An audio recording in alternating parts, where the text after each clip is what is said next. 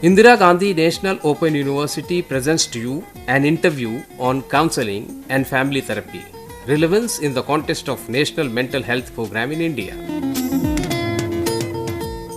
This interview is the part of master's degree as well as postgraduate diploma program in counseling and family therapy. For this interview, the experts we have with us, Dr. Jagdish Kaur, who is the Chief Medical Officer in the Directorate General of Health Services, Ministry of Health and Family Welfare, Government of India. Dr. Jagdish Kaur is handling National Mental Health Program at national level and is responsible for monitoring and implementation of this program throughout the country, which includes mental hospitals, psychiatric departments of medical colleges, and district mental health program. Interviewing the expert is Dr. Nirja Chadda, a senior faculty member in child development with more than 20 years of teaching experience at IGNOU, who was also awarded a fellowship by ICSSR for research in the field of adolescence. She is also the program coordinator for these programs of study. Now, over to Dr. Nirja Chadda.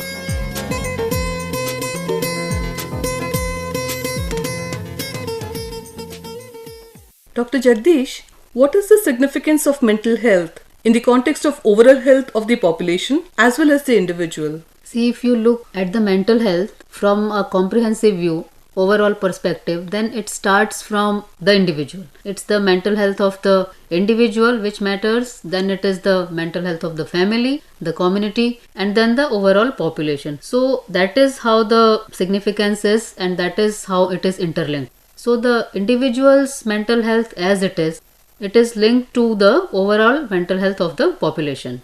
Why has mental health traditionally been a neglected sector in the country, both at the levels of policy and planning as well as implementation? We may not say that it was a neglected sector traditionally, like at the country level, but we might say that we had different priorities. Post-independence, if we take the period, the country was struggling with the control of maternal and child health matters, and there were communicable diseases. So many of deaths occurring because of communicable diseases, such high infant mortality rate and maternal mortality rate. So the concentration of the government, the priorities of the government was on that side. And we started various national health programs for the diseases such as tuberculosis, then leprosy, malaria, and then the reproductive and child health programs. So where most of the funds were directed, most of the health manpower was directed, right from, if I can say, from the primary health care level to the policy making level. And health does not get much funding in this country. So with whatever funds we have to look at the priorities. And today also, if you look at various states in the countries, we have 35 states and union territories. Some of them who have got very good health indicators, they take care of the mental health issues of their states very well. And they are doing well, they have good manpower support, they have the infrastructure to look after this. And some of the states, they are still struggling with the traditional issues now, the maternal and child health issues and the communicable diseases. And there were some communicable diseases which were there, and then the new diseases then came in, and emerging illnesses then came in, and from time to time then we have to face the various disasters. Then there are some emergency issues which the country, like we have this pandemic just now, we had earlier the avian influenza, then the swine flu and all those things. So this is where the priorities get diverted. And mental health, because the mortality is not very high, but it leads to a lot of disability. It's a chronic illness, it's not acute, where immediately so many deaths are taking place or something which is visible. So it is there chronically in the society, and then these patients who are the mentally ill, they can't voice the concern to the society, to the community, to those who are concerned, like saying, why are we not being taken care of? It doesn't hold true for the other disabilities, like the physical disabilities, where you have the voice. Even the patient can say, this is my right, this kind of treatment should be given to me, why this is not being provided to me. So here it is quite different.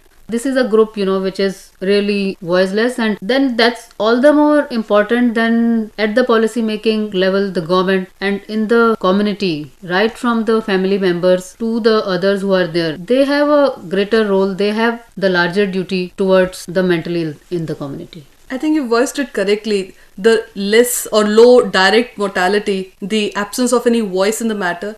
And yeah, as you correctly pointed out, the state has probably believed in relegating this responsibility to the family members, which probably earlier, as long as there were joint families and the family support system, including the neighborhood support system, used to be very strong, probably that had helped in shouldering the responsibility of looking after the mental health needs of the individuals over the years. But probably either because the traditional family structure has undergone a change or the stresses of life in general have gone up, that probably the need to have a formal system in place to look after the mental health needs has increased. Do you think that has been a factor in focusing even the governmental attention to addressal of the mental health needs of the population? You are right, because the family is the traditional caregiver in our system. Be it the physical illness, be it the mental illness, be it any other problem in the family. So family, it's unlike the West, where the institutional care dominates. In India, it is the family, which is the first support system. And the factors like the urbanization, migration of population from rural to urban areas where, you get uprooted, you lose your support system, then you move from joint families to single families. The support system is not there. The kids are there. Then both the parents are working. You have to rush. Lot of stress. So all those factors, they have added to these mental health disorders in the community. And that is why all these things are now coming up. And the system is not tuned, to take care of such things. And then we see the things in the form of, suicides and all those problems which crop up. And that is not true only for the urban areas, like for the rural areas also, because the times are changing, and everything is so fast, like the farmer suicide. That is a issue of the rural areas. True. Because the system is not there to provide support which is required to deal with such problems. That is true. But in general, how has the country's approach to addressing the mental health needs of the population evolved over the years, particularly from independence onwards? Pre-independent also, we had a network of mental hospitals in the country. So when we got independence, there was almost 37 mental hospitals all over the country. And these were providing institutional care, and we call it custodial care, where the patients remain in the mental hospitals, and there is a stigma attached to these mental hospitals, and that's a very large factor which is related to mental health as such in this country. So the people, especially the severely mental ill, they were just admitting their patients into these hospitals and sometimes disappearing also. You look at the families, they are not just there. They'll give wrong addresses, they not traceable, won't take their patients back. Even when they are, treated, they are ready to go back home, nobody is there, resulting in long stay patients in these hospitals. So that was the system. But later on, the government, we moved from the institutional care to community level care. Community mental health care initiatives were undertaken, and we started a national mental health program in 1982. The need was felt that there has to be some program to look after the mental health issues. So initially it was just the advocacy, awareness generation and all that, and not much funds were allocated to the program. But in 1998, we started the district mental health care program that was based on Bellary model, which is a district in Karnataka, in technical support by NIMHANS Bangalore, which is the apex mental health institution in the country. And based on this model, we started the program in 27 districts in the country during the 9th 5-year plan. And later on, during the 10th 5-year plan, we expanded the scope. So besides district mental health program, we started support to the mental hospital, which was much needed, because most of these mental hospitals from the pre-independence era, they were 100 years, 200 years old, lacking even the basic care facilities, but basic necessities like drinking water,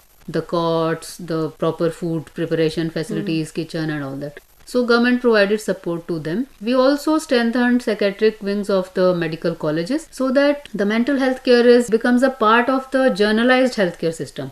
You don't have to go separately to a mental hospital or to an institution. You just go to a medical college hospital where everybody is going, and the department is there to provide support.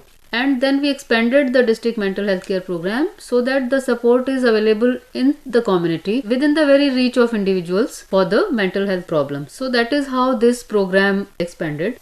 And during the 11th 5-year plan, the government realized that there is acute shortage of mental health manpower. We have acute shortage of psychiatrists, clinical psychologists, psychiatric social workers and psychiatric nurses. These 4 disciplines, they form the core team to provide mental health care services at any level. So then we have strengthened this manpower part of the program, and we provided almost 400 crores in the 11th 5-year plan to generate more manpower to support the program, so that more people are available in the country to support the mental health services in the community. So that is how we moved, and now we have come to 11th plan, and we are planning for the 12th plan, like what more can be done. And then first time in the history of this country, we also had a media campaign over last couple of years to remove stigma from this program. Exactly. Because a lot of stigma is attached to mental illnesses. People shy away from going to a psychiatrist. Any kind of mental illness or disorder, the first thing is to go to a quack or any alternate system which is present, but not to a psychiatrist. So people need to be told, and then people generally, they are not aware that help is available.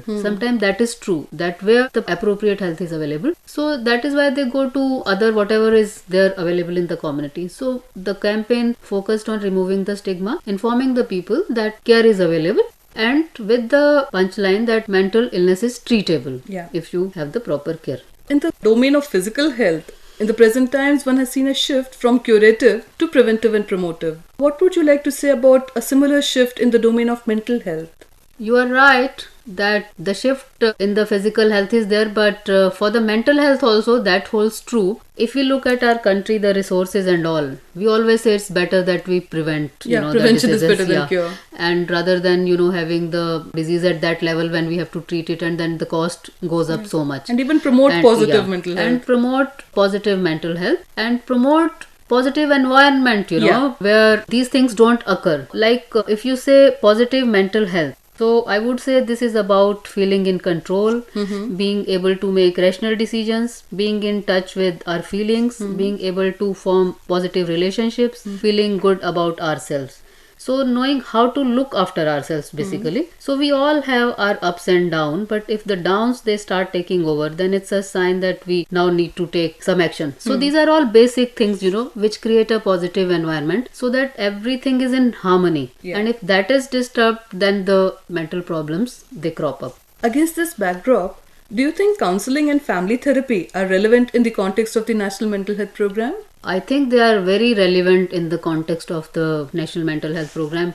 Like, what is the objective of the National Mental Health Program? It's not only that we treat the disorders and, we provide treatment for illnesses, we admit patients, we provide, institutional care, we provide hospitals and all that. It's about creating positive atmosphere, like we just said, that prevention and promotion, so that disorders don't occur, and when they occur, they are well taken care of. So the issues which start, like we said in the beginning, from the individual, the family, the community, and spills over to population. So these things, if we take for example, like we say that some child is having some problem in the school and it's beyond parents.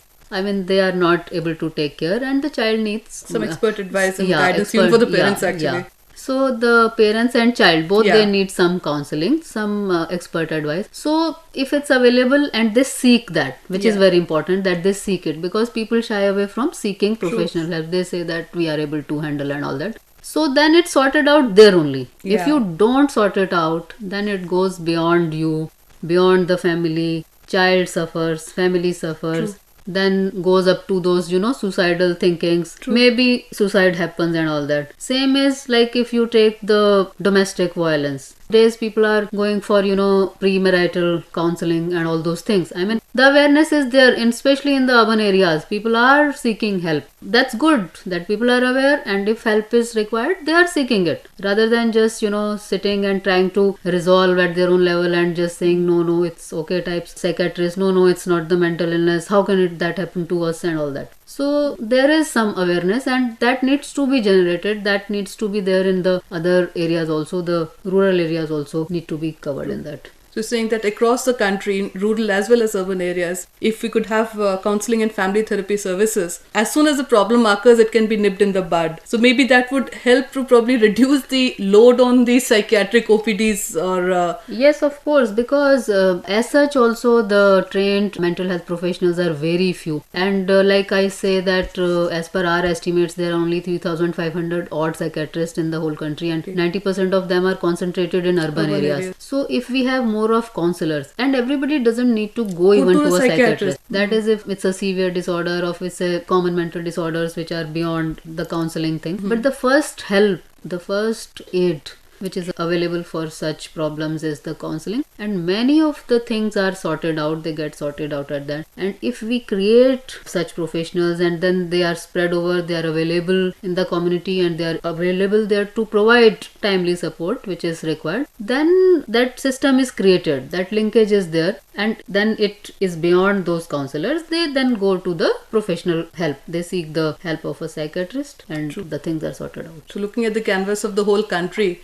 and with the major flagship National Mental Health Program, as you rightly point out, if at the community level, which is currently the focus, better be handled at the community level rather than some apex hospitals. If these kind of services in terms of trained counselors and family therapists get provided, then whether it is preventing and reducing the negatives or fostering the positives, I guess the load on the apex institutions gets reduced, and only those who need to be there would need to go there. Others probably could get handled at the community level itself. Of course, and that is the objective of the program, and that should be the objective of providing the health services as it is, so that the things are sorted out as close as to the individual and the family as possible, and if need be, then only they seek the higher levels of care, and then that will reduce, as you said, definitely the load on the system also, the tertiary care level. Like the trend in our country is that everybody, especially in the urban areas, they rush to the tertiary level care, big hospitals, even if it's a minor ailment, and that puts a lot of load on that system, which can be very much avoided if the things get sorted out at the lower levels of care. Thank you, Dr. Jagdish. Thanks a lot for highlighting the role of counseling and family therapy in the context of meeting the mental health needs of the country, with specific reference to the National Mental Health Program. If these preventive and promotive services, if trained counselors and family therapists can be made available at the field level, the load on the tertiary services will reduce, so that only those who need them need to go there. And since the number of people who have to be catered to at that level would get reduced, maybe we'll have a more effective rendering of services, so that each category of problems gets handled at the level at which it deserves and ought to get handled. So let's hope that counseling and family therapy does become an integral part and component of the National Mental Health Program, both in terms of preventing and reducing the negatives and fostering the positives in terms of the mental health needs of the entire population. Thank you, Dr. Jagdish. Thank you so much.